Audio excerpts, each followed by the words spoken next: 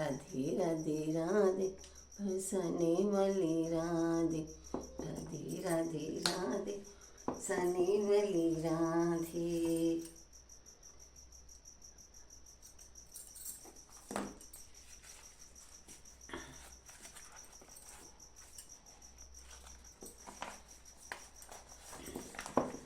देवी की छोटी सी स्तुति। जय मेरे भोलेनाथ, जय मेरे भोलेनाथ, जय मेरे भोलेनाथ, जय मेरे भोलेनाथ, जय मेरे भोलेनाथ। ओम नमः शिवाय, ओम नमः शिवाय, ओम नमः शिवाय, ओम नमः शिवाय, ओम नमः शिवाय, ओम नमः शिवाय, ओम नमः शिवाय, ओम नमः शिवाय, ओम नमः शिवाय, ओम नमः शिवाय। राधे राधे राधे राधे बरसाने वाली राधे राधे।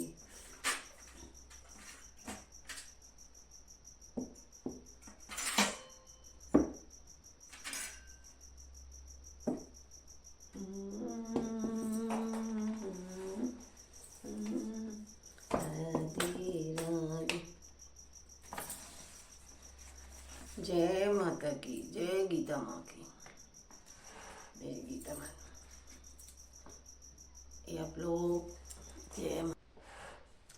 सुन मेरी देवा पर्वत वासिनी तेरा पार न पाया है, पान सुपारी धजा नारियल जजा नारियल तेरी भेंट चढ़ाया है। सुबह सुबह चूल्हा अंग विराजे केसर तिलक लगाया है।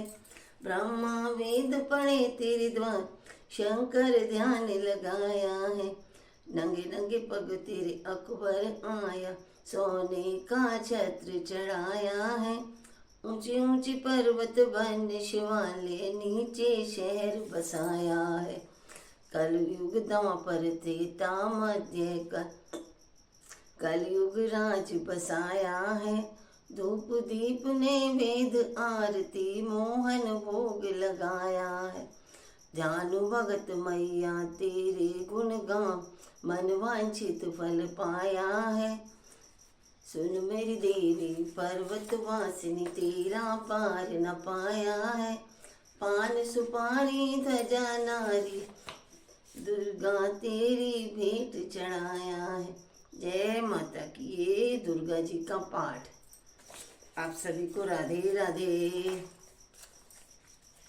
ये स्तुति थी दुर्गा जी की। अब मैं आपको सुनाती हूँ राधे राधे सभी को। सुबह की सुबह भगवान का नाम कितना अच्छा लगता है सभी को। मेरे को तो लगता ही है 4 बजे जगना, नहाना धोना और फिर अपने सीधे भगवान का ही नाम लेना। थोड़ी बहुत है इधर उधर वर्जिश वगैरह सुबह हो जाती है, लेकिन कई बार नहीं हो पाती।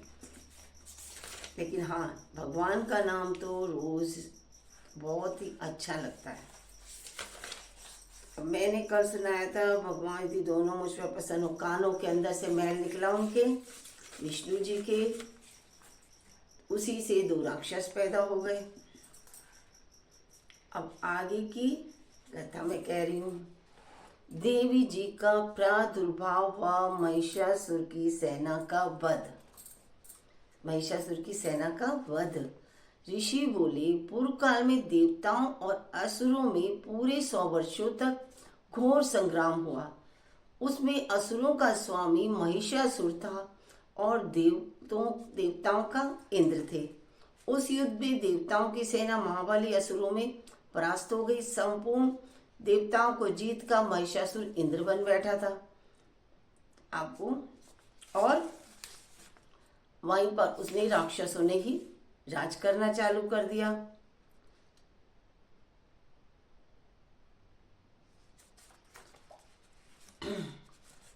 तब पराजित देवता पराजित ब्रह्मा जी को आगे करके उस स्थान पर गए। भगवान शंकर और विष्णु विराजमान थे। देवताओं ने महिषासुर से के पराक्रम तथा अपनी पराजय का यथावत वृतांत उन दोनों देवेश्वरों से विस्तार पूर्वक कह सुनाया। वे बोले भगवान महिषासुर सूर्य, इंद्र, अग्नि, वायु, चंद्रमा, यम, वरुण तथा अन्य देवताओं के भी अधिकार स्वयं ही सबका अधिष्ठाता बन बैठा है। मतलब सभी कुछ उसने हत्या लिया है, ले लिया है। उस दुरात्मा महिष ने समस्त देवताओं को स्वर्ग से निकाल दिया है। अब वे मनुष्यों की भांति पृथ्वी पर घूम रहे हैं। ये है इसका सारा अध्याय। इस प्रकार देवताओं को वचन उसका भगवान विष्णु और शिव ने दैत्यों पर बड़ा ही, देवताओं की सारी बातें हमने आप लोगों को कह सुनाई। अब हम आपकी शरण में आए हैं। सारे ही देवता उनसे भागकर उनके पास आए और वध का कोई उपाय भी पूछा। इस प्रकार देवताओं के वचन सुनकर भगवान विष्णु और शिव ने दैत्यों पर बड़ा ही क्रोध किया। उनकी भुएं तन गई और मुंह टेढ़ा हो गया। अब अत्यंत कोप से भरे हुए चक्रपात पानी श्री विष्णु के मुख से एक महान ही तेज प्रकट हुआ। इसी प्रकार क्या हुआ, ब्रह्मा, शंकर और इंद्र आदि अन्य देवताओं के शरीर से भी बड़ा भारी तेज निकला। बहुत ही भारी तेज निकला देवताओं के अंदर से। यह मिलकर सारा एक हो गया। वहां उनकी ज्वालाएं संपूर्ण दिशाओं में व्याप्त हो गई थी। संपूर्ण देवताओं के शरीर में प्रकट हुए उस तेज की कहीं तुलना नहीं थी और एकत्रित हो पर वह एक नारी के रूप में परिणित हो गया और वह अपने प्रकाश से तीनों लोगों को व्याप्त जान पड़ा। भगवान शंकर के तेज था, उससे उस देवी का मुख प्रकट हुआ। यमराज के तेज से उसके सिर के बाल प्रकट हुए। श्री विष्णु भगवान के तेज से उसकी भुजाएं उत्पन्न हुई। चंद्रमा के तेज से स्तनों का और इंद्र के तेज से कटि प्रदेश का प्रादुर्भाव हुआ। ये सारा ही अध्याय दुर्गा सप्तशती, कलयुग की अवतार देवी कृष्ण, ये ही कलयुग के सारे अवतार माने जाते हैं।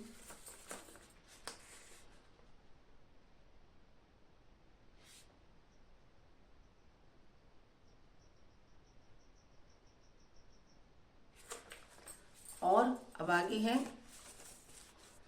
वरुण के तेज से जंगा और पिंडली तथा पृथ्वी के तेज से नितंब भाग प्रकट हुआ।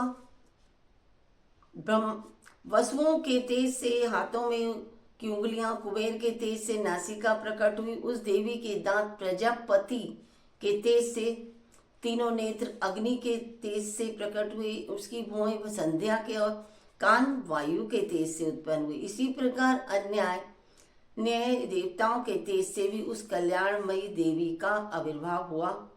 तदंतर समस्त देवताओं के तेज पुंज के प्रकट हुई देवी को देखकर महिषासुर के सताए हुए देवता बहुत प्रसन्न हुए। पिनाकधारी भगवान शंकर ने अपने शूल से एक शूल निकालकर उन्हें दिया। आप सोचोगे ये अध्याय में दोबारा, मेरे को कमेंट में आया था एक बार दोबारा इस अध्याय को सुनाओ। निकालकर उन्हें दिया। फिर भगवान विष्णु ने भी अपने चक्र से चक्र उत्पन्न करके भगवती को अर्पण किया। वरुण ने भी शंख भेंट किया। अग्नि ने उन्हें शक्ति दी और वायु ने धनुष तथा बाण से भरे हुए 2 तरकश प्रदान किए। सहस्र नेत्रों वाले देवराज इंद्र ने अपने वज्र से वज्र उत्पन्न करके दिया और ऐरावत हाथी से उतार कर एक घंटा भी प्रदान किया। ऐरावत हाथी के गले में घंटा रहता ना, वही घंटा। यमराज के कालदंड से दंड, वरुण ने पाश, प्रजापति ने स्फटिक की माला और ब्रह्मा जी ने कमंडल भेंट किया। सूर्य ने देवी के समस्त रोमकूपों में अपनी किरणों का तेज भर दिया।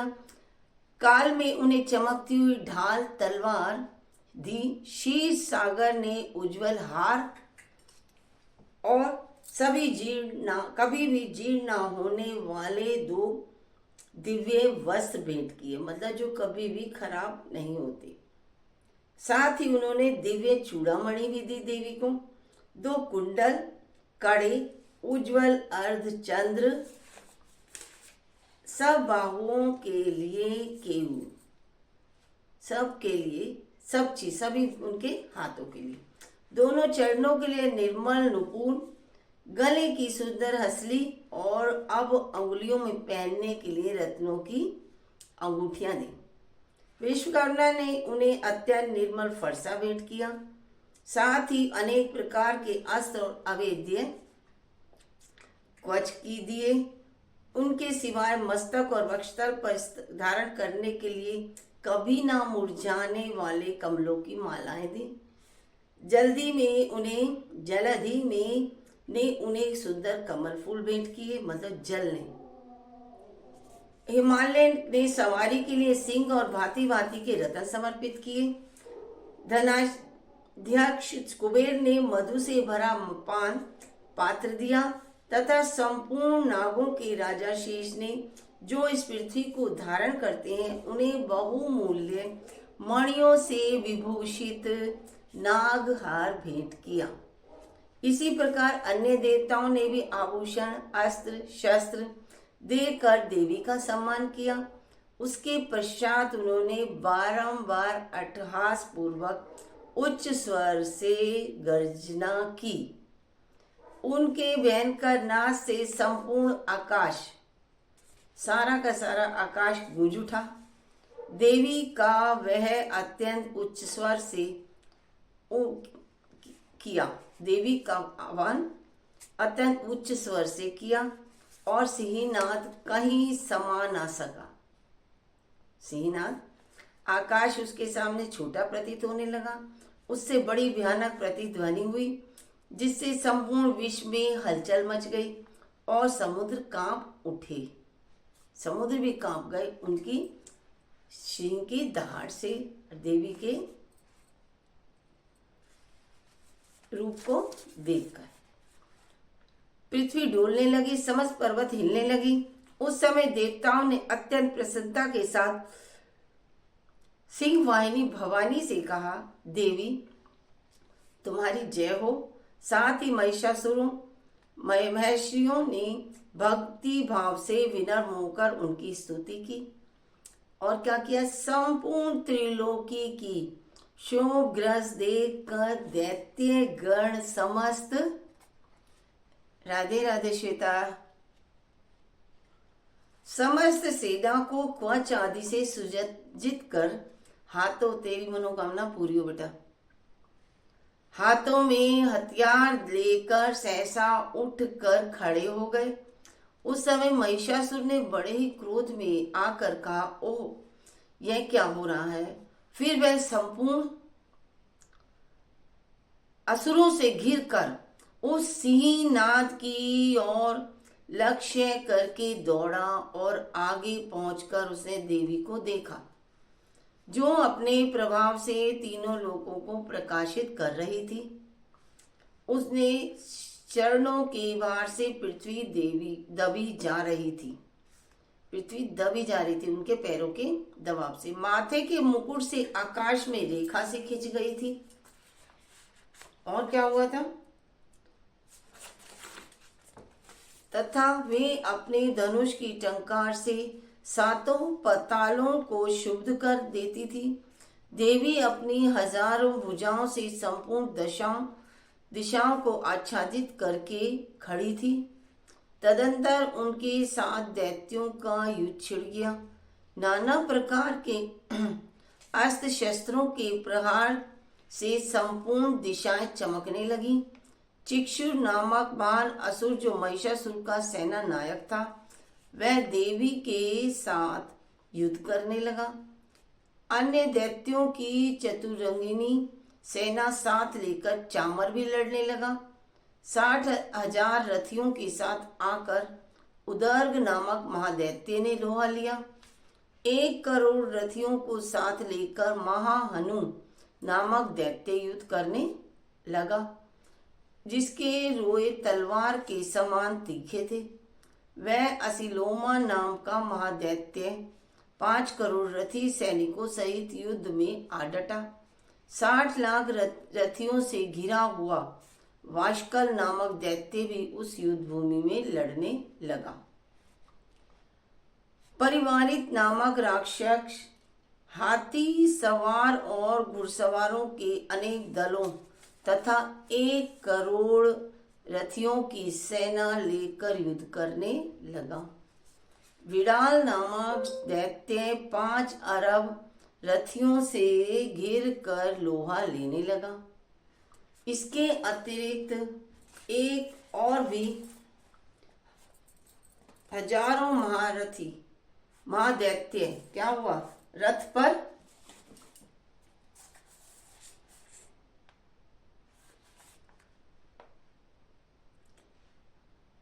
रथ हाथी घोड़ों कोई सेना लेकर वहां पर आ गए देवी के साथ युद्ध करने के लिए।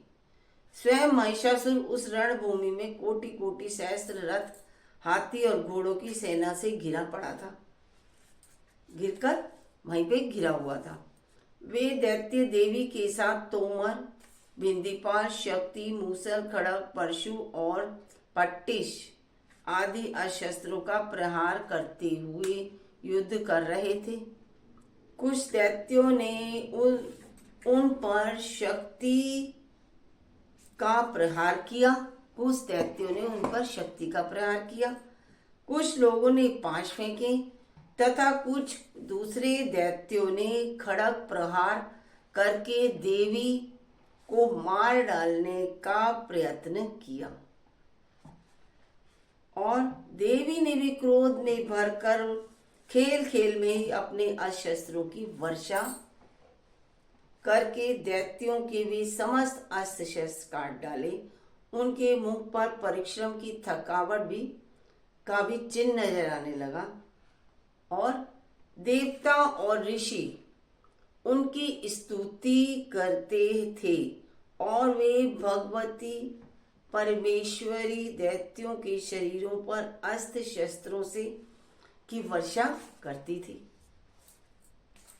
देवी जो दुर्गा प्रकट हुई वो ही देवी का वहां सिंह भी क्रोध में से भरकर गर्दन बालों को हिलाता हुआ असुरों की सेना में इस प्रकार विचरने लगा मानो वनों में दावानल फैल रहा हो, यानी अग्नि।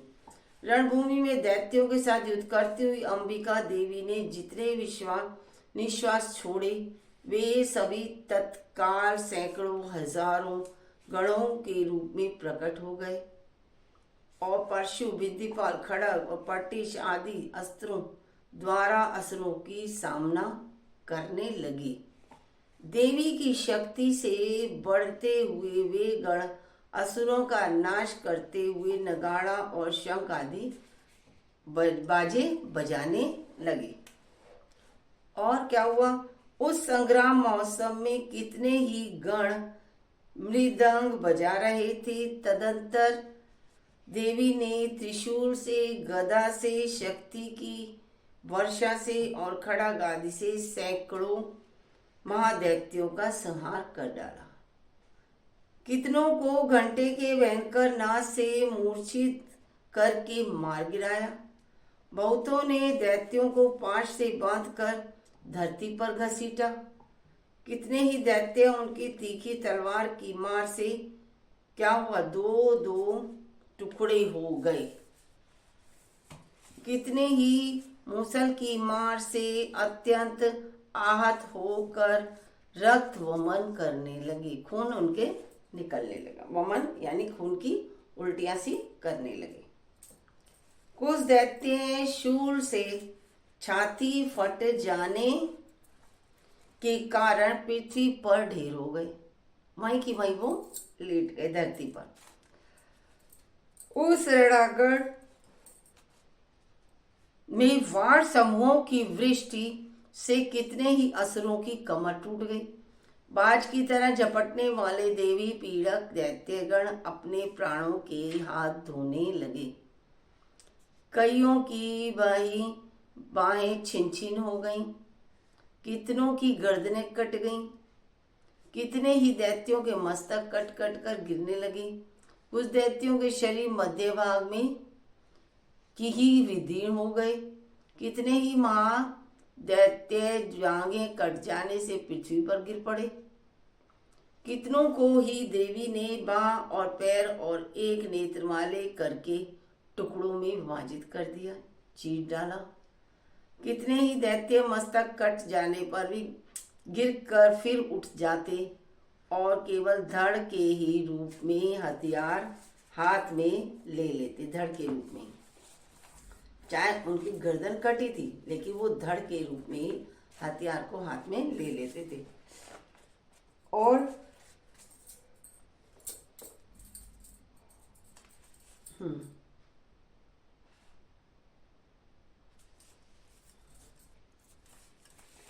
और युद्ध करने लग जाते थे। हाथ में लिया और युद्ध करा। दूसरे क्रमबद्ध युद्ध के बाजों की लय पर नाचते थे। देवी तो अपने बाण तलवार सब कुछ चला रही और दैत्य कटते जा रहे, लेकिन सिर धड़ से अलग, फिर भी अलग हो गए, फिर भी वो हाथों से लड़ रहे। कितने ही बिना सिर के धड़ हाथों में खड़ग शक्ति और रिष्टि लिए दौड़ते थे और दूसरे राक्षस ठहरो ठहरो यह कहते हुए देवी को युद्ध के लिए क्या कर रहे थे, ललकार रहे थे। जहां वह घोर संग्राम हुआ था वहां भी देवी के गिराए हुए रथ, हाथी घोड़े, असुरों की लाशों से धरती ऐसी पट गई कि वहां चलना असंभव हो गया। पूरी धरती लाशों से भर गई। दैत्यों की सेना में हाथी घोड़े असुरों के शरीरों से इतना अधिक मात्रा में रक्तपात हुआ कि थोड़ी ही देर में वहां खून की बड़ी बड़ी नदियां बहने लगी।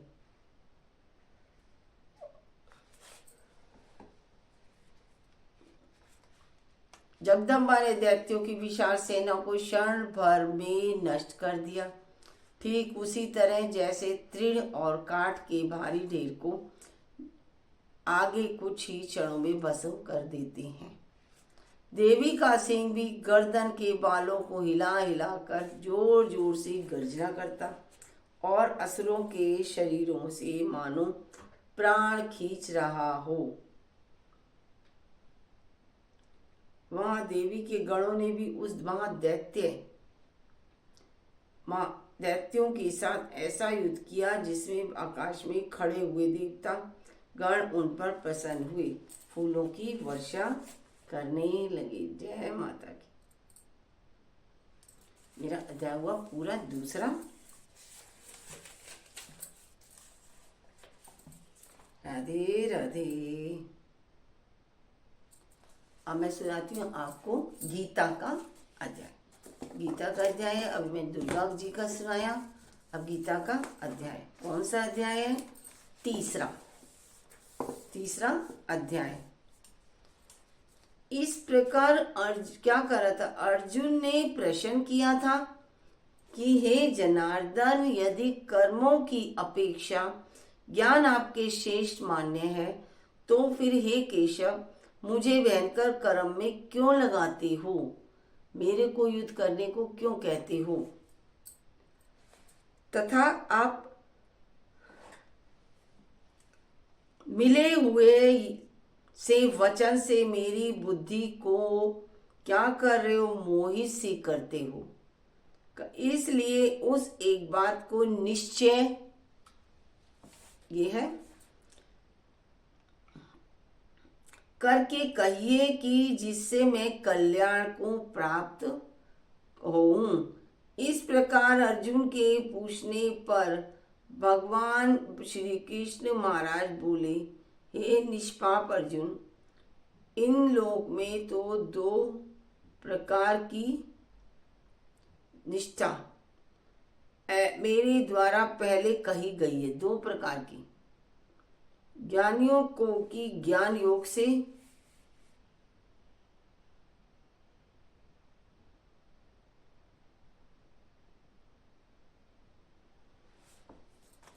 ज्ञानियों की ज्ञान योग से, और क्या है इसमें?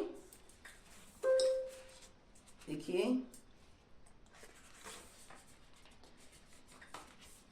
योगियों की निष्काम कर्म योग से कोई मतलब मन में भावना नहीं है, बिना निष्काम भाव से वो पूजा करते हैं, वो मतलब युद्ध के लिए आगे।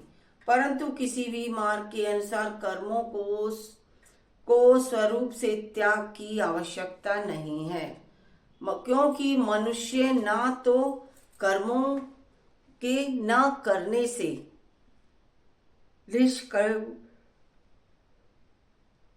निष्कर्मता को प्राप्त होता है और न कर्मों को त्यागने मात्र से भगवत साक्षात्कार रूप सिद्धि को प्राप्त होता है, तथा सर्वथा कर्मों का स्वरूप से त्याग भी हो भी नहीं सकता, क्योंकि कोई भी पुरुष किसी काल में क्षण मात्र भी किसी कर्म किए नहीं रहता है। निसंदेह सभी पुरुष प्रकृति से उत्पन्न हुए, सभी पुरुष जो है प्रकृति से उत्पन्न हुए, गुणों द्वारा परवश हुए कर्म करते हैं। इसलिए जो मूढ़ बुद्धि पुरुष कर्मेंद्रियों को हट से रोककर इंद्र लोक भोगों को मन से चिंतन करता रहता है, वह मिथ्याचारी यानी अर्थात दंभी कहा जाता है, जो लोभ लालच करता है। और हे अर्जुन, अब क्या कह रहे हैं, और हे अर्जुन, जो पुरुष मन से इंद्रियों को वश में करके अचानक गुणा कर्मोदे कर्म योग का आचरण करता है, वह श्रेष्ठ है। अपने कर्म करो, फल की इच्छा मत करो। यही कृष्ण भगवान का उपदेश अर्जुन के लिए था। इसलिए तू शास्त्र विधि से नियत किए हुए स्वधर्म रूप कर्मों को कर, क्योंकि कर्म नाथ शास्त्र विधि से नियत किए हुए सर्व धर्म रूप कर्मों को विघ्न यही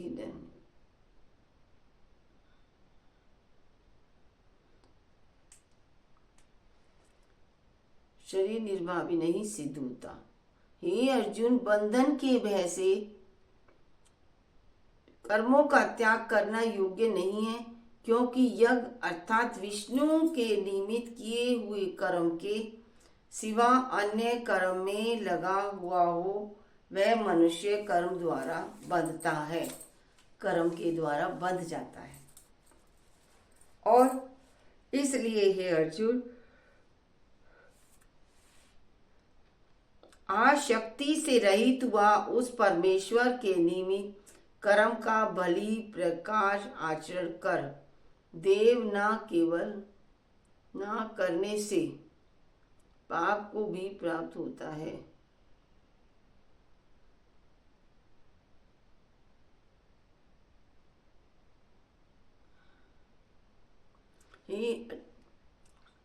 अब क्या कह रहे हैं, अर्थात विष्णु के निमित्त किए हुए कर्म के सिवा अन्य कर्म में लगा हुआ ही यह मनुष्य कर्मों द्वारा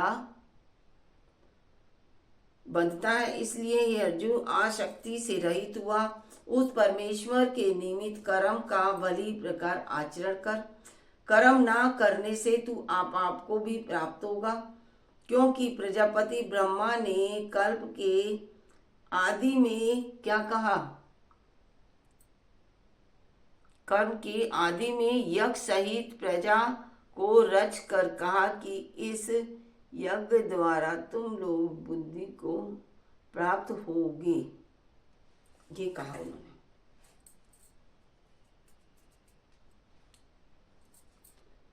यज्ञ द्वारा तुम लोग बुद्धि को प्राप्त हो, और यज्ञ तुम लोगों को इच्छित फल प्रदान करे, इच्छित कामनाओं के देने वाला होवे, तथा तुम लोग इस यज्ञ द्वारा देवताओं की उन्नति करो और वे देवता लोग तुम लोगों की उन्नति करें। इस प्रकार क्या है, आपस में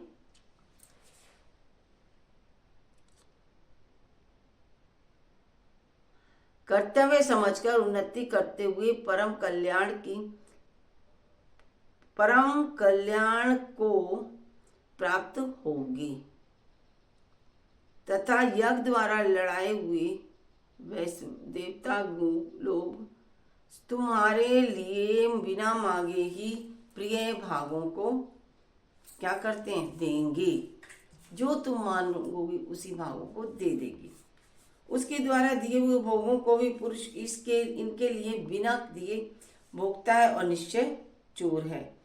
कारण कि यज्ञ से शेष बचे हुए अन्न को खाने वाले श्रेष्ठ पुरुष सब पापों से छूटते हैं। जो हवन के समय, पूजा के समय कुछ बच जाता है और उसे खाते हैं, यज्ञ में से जो शेष बचता है, अन्न बच गया, अनाज जो भी बचता है उसे खाते हैं, सब पापों से छूट जाता है। और जो पापी लोग अपने शरीर पोषण के लिए ही पकाते हैं, वे तो आपको ही खाते हैं, अपने आप को। भगवान का भोग मत लगाओ, वो सब अपने आप ही खाना हो जाता है। उत्पत्ति विष्टि, क्योंकि संपूर्ण प्राणी अन्न से उत्पन्न होते हैं और अन्न की उत्पत्ति सृष्टि से होती है तथा विष्टि यज्ञ से होती है। और वह यज्ञ अन्य की भांति नहीं है। और अन्न की उत्पत्ति विष्टि से होती है क्योंकि सर्वथा दूसरे नहीं तो दूसरों को ही ये भजन लगता है। तथा तुम लोग इस यज्ञ द्वारा देवताओं की उन्नति करो, देवता लोग तुम लोगों की उन्नति करें। इस प्रकार आपस में कर्तव्य समझकर उन्नति करते हुए परम कल्याण को प्राप्त होवें। तथा यज्ञ द्वारा बढ़ाए हुए देवता लोग तुम्हारे लिए बिना मांगे ही प्रिय भोगों को देंगे। उनके द्वारा दिए हुए भोगों को भी पुरुष इनके लिए बिना दिए ही भोगते हैं, वो। यह निश्चय चोर है। कारण कि यज्ञ से बचे हुए अन्न को खाने वाले शेष विषय चोर हैं। कारण कि यज्ञ से शेष बचे हुए अन्न को खाने वाले शेष पुरुष तथा पापों से छूटते हैं। और जो लोग पापी लोग अपने शरीर पोषण के लिए ही पकाते हैं, वे तो आप को ही खाते हैं, अपने लिए बनाते हैं और पाप को ही खाते हैं। क्योंकि संपूर्ण प्राणी अन्न से उत्पन्न होते हैं और अन्न की उत्पत्ति विष्टि से होती है तथा विष्टि यज्ञ से होती है और यज्ञ कर्मों से उत्पन्न होने वाला है। तथापि उसे कर्म को तो वेद से उत्पन्न हुआ ज्ञान और वेद अविश्वासी नाशी परमात्मा उत्पन्न हुआ है। इससे सर्वव्यापी परम अक्षर परमात्मा सदा ही यज्ञ में प्रविष्ट है। हे पार्थ, जो पुरुष इस लोक में इस प्रकार चलाए हुए सृष्टि चक्र के अनुसार नहीं बरतता है, अर्थात शास्त्रानुसार कर्मों को नहीं करता है, वह इंद्रलोक सबको प्यारा है।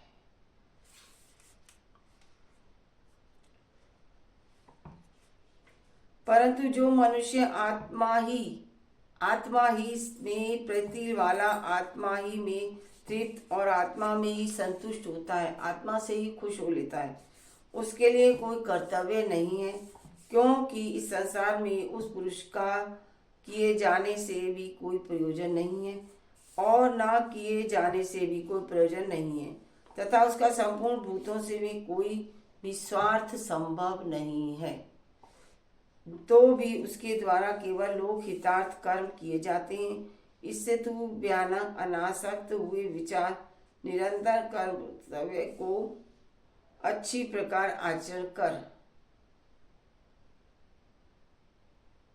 आचरण से इससे तू अनासक्त हुआ निरंतर कर्तव्य कर्म का अच्छी तरह प्रकार आचरण कर। क्योंकि अनासक्त पुरुष कर्म करता हुआ परमात्मा को प्राप्त होता है। इस प्रकार जनकादि ज्ञानी जन आसक्ति रहित कर्म के द्वारा सिद्धि को प्राप्त करते हैं। इसलिए तथा लोक संग्रह को देखता हुआ भी तू कर्म करके क्या क्या करेगा? कर्म करने को ही योग्य है, क्योंकि श्रेष्ठ पुरुष जो आचरण करता है, अनेक पुरुष भी उसके ही अनुसार बरतते हैं, वही नकल वो उसकी करते हैं। वह पुरुष जो कुछ प्रमाण कर देता है, लोग भी उसी के अनुसार बोलते हैं, बरतते हैं। इसलिए हे अर्जुन, यद्यपि तुझे तीनों लोकों में कुछ भी कर्तव्य नहीं है तथा किंचित भी प्राप्त होने योग्य वस्तु अप्राप्य नहीं है, तो भी मैं कर्म में ही बरतता हूँ। क्योंकि यदि मैं सावधान हुआ कदाचित कर्म में ना बरतूं, तो हे अर्जुन, क्या कह रहे हैं? सब प्रकार से मनुष्य मेरे बर्ताव के अनुसार बरतते हैं, अर्थात बरतने लग जाएं, तथा यदि मैं कर्म ना करूं तो ये सब लोग भ्रष्ट हो जाएं और मैं वर्ण संकर का करने वाला हूं तथा इस सारी प्रजा का हनन करूं, अर्थात मारने वाला बनूं। इसलिए हे भारत, कर्म में आसक्त हुए अज्ञानी जन जैसे कर्म करते हैं, वैसे ही अनासक्त हुआ विद्वान भी लोक शिक्षा को चाहता हुआ कर्म करे। कर्म करो, फल की इच्छा मत करो। ज्ञानी पुरुष को चाहिए कि कर्मों के आसक्ति वाले अज्ञानियों की वृद्धि बुद्धि में भ्रम अर्थात कर्मों में अश्रद्धा उत्पन्न ना करे। आप लोग ये सुन रहे हो, आपको कैसा लग रहा है आप बताइएगा जरूर। अगर आपको अच्छा लग रहा हो पाठ गीता दुर्गा, तो आप एक बार कमेंट जरूर करिएगा, लाइक भी जरूर करिएगा। किंतु स्वयं परमात्मा के स्वरूप में स्थित हुआ सब कर्मों की अच्छी प्रकार करता हुआ उनसे भी वैसे ही कराए। हे अर्जुन, वास्तव में संपूर्ण कर्म प्रकृति के गुणों द्वारा किए गए हुए हैं, तो भी अहंकार से मोहित हुए अंतकरण वाला पुरुष मैं करता हूँ ऐसे मान लेता हूँ है। परंतु हे महाभाव, गुण विभाग और कर्म विभाग के तत्व को जानने वाला ज्ञानी पुरुष जो जानता है, वो ज्ञानी पुरुष संपूर्ण गुण और गुणों में बरतते हैं ऐसे मानकर नहीं आसक्त होता है। और प्रकृति के गुणों से मोहित हुए पुरुष गुण और कर्मों से आसक्त होते हैं। उन अच्छी प्रकार से समझने वाले मूर्खों को अच्छी प्रकार जानने वाला ज्ञानी पुरुष चलायमान ना करे। इसलिए हे अर्जुन, तू ध्यान निश्चित से संपूर्ण कर्मों को मुझ में समर्पण करके आशा रहित और ममता रहित होकर संताप रहित हुआ युद्ध कर। हे अर्जुन, जो तू कोई भी मनुष्य दोष बुद्धि से रहित और श्रद्धा से युक्त हुआ सदा ही मेरे इस मत के अनुसार बरतते हैं, वे पुरुष संपूर्ण कर्मों से छूट जाते हैं। और जो दोष दृष्टि वाले मूर्ख लोग इस मेरे मत के अनुसार नहीं बरते हैं, उन संपूर्ण ज्ञानों में मोहित चित्त वालों को तू कल्याण से भ्रष्ट हुए ही जान। क्योंकि सभी प्राणी प्रकृति को प्राप्त होते हैं, अर्थात अपने स्वभाव से परवश हुए कर्म करते हैं। ज्ञानवान भी अपनी प्रकृति के अनुसार चेष्टा करता है, फिर उसमें किसी का हट क्या करेगा। इसलिए मनुष्य को चाहिए कि इंद्रिय के अर्थ में अर्थात सभी इंद्रियों के भोगों में स्थित जो राग और द्वेष है उन दोनों के वश में नहीं होवे, क्योंकि इसके वे दोनों ही कल्याण मार्ग में विघ्न करने वाले महान शत्रु हैं। इसलिए उन दोनों को जीतकर सावधान हुआ स्वधर्म का आचरण करे, क्योंकि अच्छी प्रकार आचरण किए और दूसरे के धर्म से गुण रहित भी अपना धर्म अति उत्तम है। अपने धर्म में मरना भी कल्याण कारक है और दूसरे का धर्म भय को देने वाला है। कहते हैं ना, अपना सब और दूसरे को तो कभी हत्याना ही नहीं चाहिए। इस पर अर्जुन, हमारे सनातन में तो यही है, जितना अपने पास उसी में खुश। इस पर अर्जुन ने पूछा कि हे कृष्ण, फिर यह पुरुष बलात्कार लगाए हुए के सदृश्य न चाहता हुआ भी किससे प्रेरा हुआ पाप का आचरण करता है। इस प्रकार अर्जुन के पूछने पर श्री कृष्ण महाराज बोले, हे अर्जुन, क्या बोले? हे अर्जुन, रजोगुण से उत्पन्न हुआ यह काम ही क्रोध है। यह ही महाअशन अर्थात अग्नि के सदृश्य भोगों से न तृप्त होने वाला और बड़ा पापी है। इस विषय में इसको ही तू बैरी जान। जैसे धुएं से अग्नि और मल से दर्पण ढका जाता है, तथा वैसे जो जेर से गर्भ ढका हुआ है, वैसे ही उस काम के द्वारा यह ज्ञान ढका हुआ है। और हे अर्जुन, इस अग्नि सदृश्य न पूर्ण होने वाले काम कर्म ज्ञानियों के नित्य वैरी से ज्ञान ढका हुआ है। इंद्रियां, मन और बुद्धि इस काम के वास स्थान कहे जाते हैं, और यह काम इन सब बुद्धि और इंद्रियों द्वारा ही ज्ञान को आच्छादित करके इस जीवात्मा को मोहित करता है। इसलिए हे अर्जुन, तू पहले इंद्रियों को वश में करके ज्ञान और विज्ञान के नाश करने वाले इस काम पापी को निश्चय पूर्वक मार। जो काम के वासना बिना ही दूसरे की सब कुछ हत्याने पे लगा है, उस पर तू वार कर। ये कृष्ण कह रहे हैं। तो तेरी यह भूल है, और यदि तू समझे कि इंद्रियों को रोक कर कामरूप वैरी को मारने की मेरी शक्ति नहीं है, तो तेरी यह भूल है। क्योंकि इस शरीर से तो इंद्रियों को पर श्रेष्ठ, बलवान और सूक्ष्म करते हैं, और इंद्रियों से पर मन है, और मन से भी पर बुद्धि है। पर यानी दूर, उससे भी पर है तो बुद्धि है, और जो बुद्धि से भी अत्यंत पर है वह आत्मा।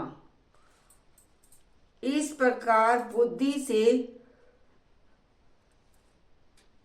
पर अर्थात सूक्ष्म तथा सब प्रकार बलवान और श्रेष्ठ अपने आत्मा को जानकर और बुद्धि के द्वारा मन को वश में करके महाअभेद्य पाहेद्य अपनी शक्ति को समझकर इस दुर्जय कामरूप शत्रु को मार। ये कह रहे हैं कौन? कृष्ण भगवान। अब है इसका 7वां अध्याय, कल मैं शुरू करूंगी गीता का। गीता जी की आरती बोल दूं? जय भगवत गीते, जय भगवत गीते। हरि है कमल विहारी, सुंदर सुपुनीते। जय जय गणपत, जय जय भगवत गीते। करम सुभग, क्या है? करम सुवर्म प्रकाशिनी, कामा शक्ति हरा। तत्व ज्ञान विकाशिनी, विद्या ब्रह्म परा। जय गीता माता। निश्चल भक्ति विदायिनी, निर्मल मलहारी। मैया निर्मल मनहारी। शरण रहस्य प्रदायिनी, सबको सब विधि मुख लाही। ओम जय लक्ष्मी माता। निश्चल भक्ति विदायिनी, निर्मल मलहारी। शरण रहस्य प्रदायिनी, सब विधि सुखकारी। राग द्वेष विदारिणी, कारिणी मोद सदा सोहेम। मैया मोद सदा। भव भय हारिणी तारिणी, परमानंद प्रदा। ओम जय भगवती देवा।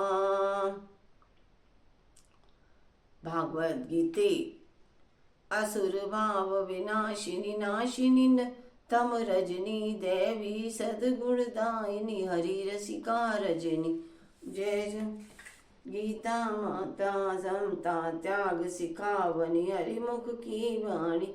सकल शास्त्र की स्वामिनी, श्रुतियों की रानी। दया सुत बरसावनी, मानो कृपा कीजिए।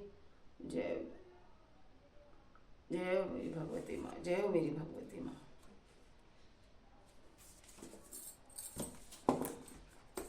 जय हो मेरी माता, है मेरी माँ, दुर्गा है मेरी माँ। परमात्मा केवल एक ही है, सती नामों करता पुरखो। उसका नाम सत्य है, वह रचने वाला है। निर्भव निर्वैर, वह डर और बैर से पीड़ित है। अकाल मूर्ति, उसके स्वरूप पर समय का कोई प्रभाव नहीं। अजूनी, वह योनिया भी नहीं आता। स्वयं वह स्वयं प्रकाश में है। गुरु प्रसादी, जय गुरु की सेवा से मिलता है। इतना तो करना स्वामी, जब प्राण तन से निकले। गोविंद नाम लेवे, जब प्राण तन से निकले। होवी समाधि पूरी, जब प्राण तन से निकले। माता पिता जितने हे कुटुंब सारे, उनसे ममत्व छूटे, जब प्राण तन से निकले। दुष्कर्म दिखावे यदु, या रोग मुझको दे घेरे। प्रभु का ध्यान ना छूटे, जब प्राण तन से निकले। इच्छा सदा तृषा की, ही होवे जो उस घड़ी के। जब प्राण तन से निकले, उनको भी त्याग कर दूं। जब प्राण तन से निकले, ये नाच, उनको भी त्याग कर दूं। जब प्राण तन से निकले, हे नाथ तर्ज करना। अर्ज करता विनती में ध्यान दीजिए, होवे सकल मनोरथ। जब प्राण तन से निकले, बैरी मेरे बहुत से जो होए। हाय सब जगत में उनसे क्षमा करूं। जब प्राण तन से निकले, परिग्रह का जाल मुझ पर फैला हुआ है स्वामी। उसके समस्त ममत्व छूटे, जब प्राण तन से निकले। जय मेरी माँ, जय मेरी माँ। हे राधे, आपको मेरा पाठ अच्छा लगा हो तो आप कमेंट जरूर करिएगा, लाइक भी करिएगा। आपको भी कैसी लगी चैनल पे जाके आप जरूर देखिएगा। मैं शाम को फिर 8, 8:15, 8:30 के बीच मैं सुनाऊंगी रामायण। शाम को ही सुनाती हूँ और आप इसे सुन सकते हैं। सुनने की आपके पास से कई बार खबर भी पहुंची कि मेरे बहुत ही अच्छा लग रहा है आप सभी से सुना। राधे राधे।